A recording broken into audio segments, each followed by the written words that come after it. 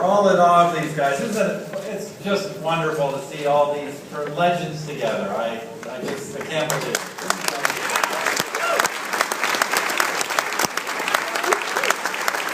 Well, good evening, greetings. Begin with my friend and colleague as well, also Minister of State for Sport, all my colleagues from the Parliament of Canada, other levels of government, distinguished guests, ladies and gentlemen, mesdames et messieurs, bienvenue à tous et à toutes, welcome to one and all.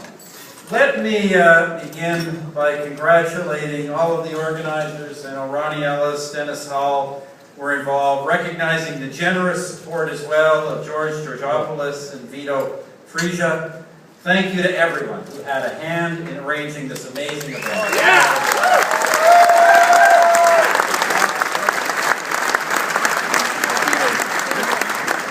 Nous sommes ici pour se parler du bon vieux temps et pour honorer des gens incroyables. Notre équipe Canada de 1972, ainsi que des amis du Canada de l'ancienne équipe nationale soviétique.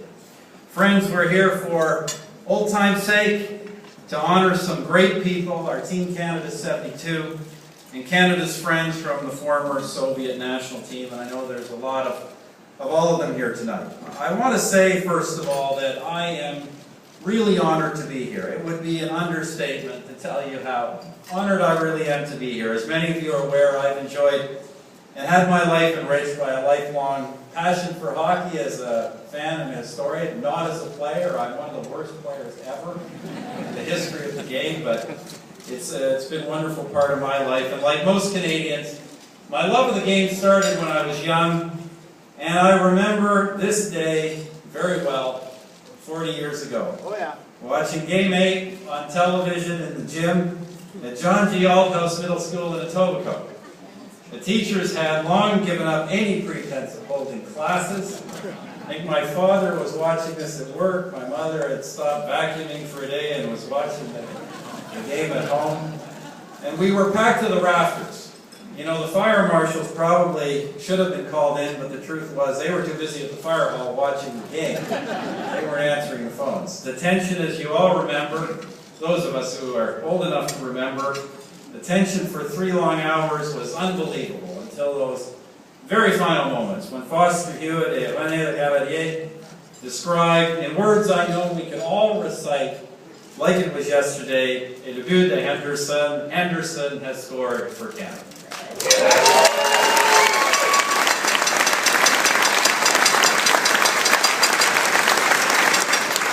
Je crois que presque tous les Canadiens et Canadiennes qui alors étaient en vie se souviennent encore et ils étaient où ils étaient quand c'est arrivé. I think pretty much any Canadian alive in 1972 remembers where they were at that very moment.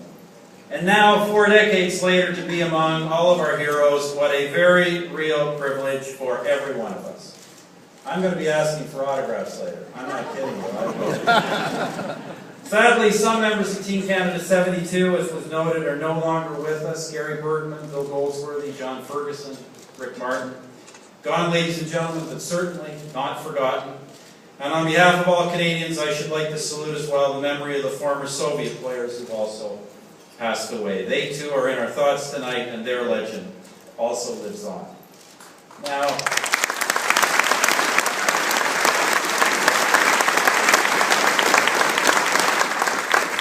there are just 3 things I want to reflect on very briefly. La première des choses, c'est ce que la série du siècle a fait à nos relations. First thing is what the Summit Series did for our relations. Now, of course, thanks to men and women of goodwill in Canada, in the wider West, and in the former East Bloc, it's very hard to explain to young people today the Cold War context in which all of this series occurred. A whole generation, more than a generation, has grown up not knowing the governments of Eastern Europe as enemies. And that, my friends, is a good thing. It is a very good thing.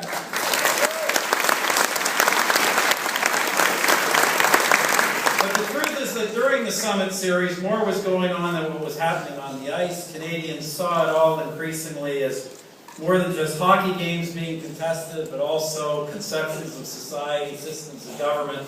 And it brought an intensity of emotion. I mean, I remember it as almost like a wartime atmosphere. It's kind of unlike anything I think Canadians have experienced ever since. But nevertheless, the personal and societal contacts the series allowed, especially all those thousands of Canadians who went to Moscow, really began breaking down the cultural and political barriers that continued through the hockey diplomacy of the 70s and 80s, and that helped in a small way to get us to the better place that we are today in the world. We're very thankful for that.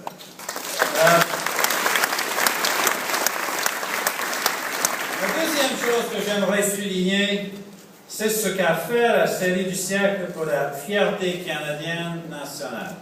The second thing I want to observe is what the series did for national pride here in Canada. In September of 1972 wore on, the enormity of the threat to our rather complacent notion of hockey supremacy, of course, was becoming more apparent, and it challenged our team and our country to raise our game. And in that regard, I know I shouldn't single people out, but I do want to direct particular appreciation to Phil Esposito. Yes.